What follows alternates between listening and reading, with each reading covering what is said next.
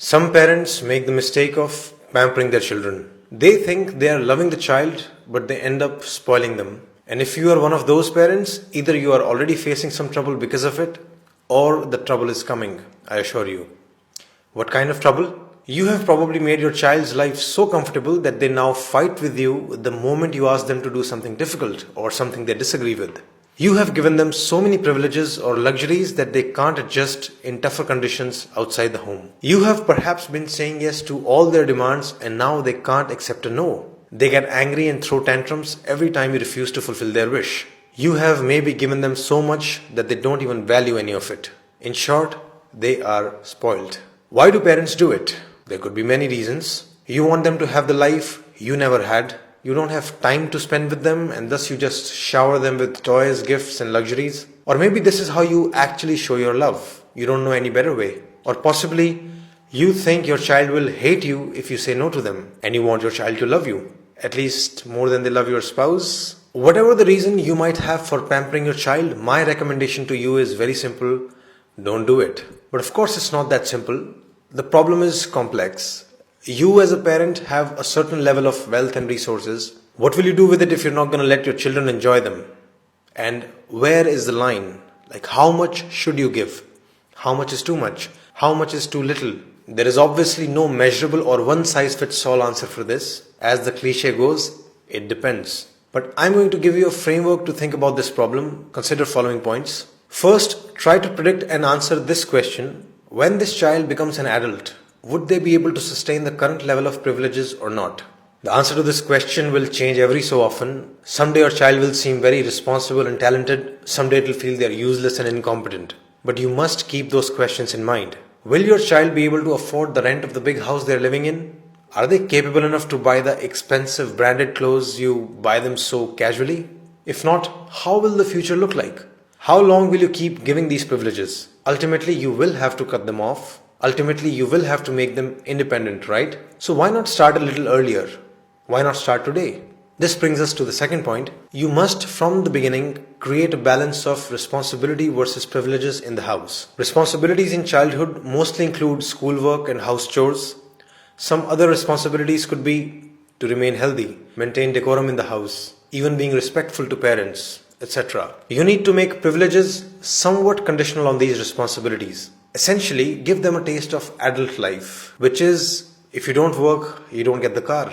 Third, ask another question to yourself. Are you giving them resources for their growth or for their pleasure?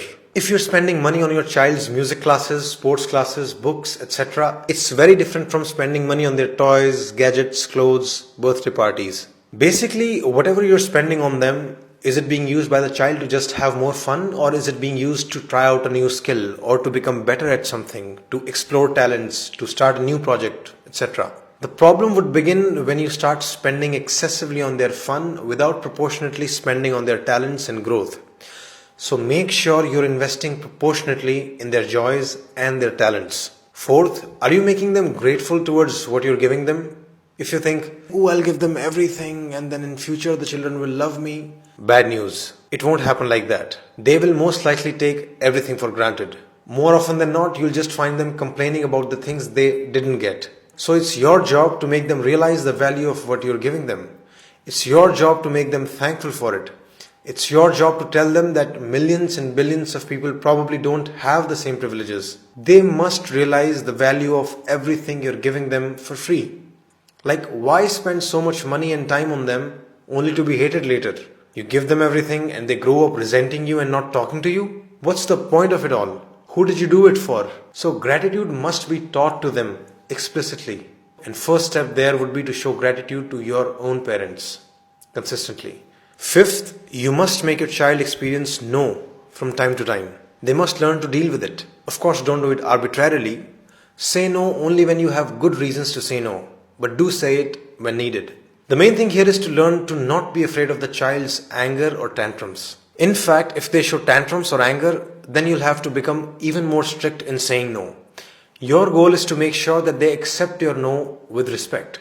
And your objective is to teach them that their anger and tantrums will never turn a no into a yes. If you get scared and say yes to avoid fighting with them, you're only making them stronger. This is basic operant conditioning. By letting their anger win, you're reinforcing their bad behavior. In fact, if they show bad behavior, you need to not only stand your ground and stay firm, but you can even go on to cut additional privileges.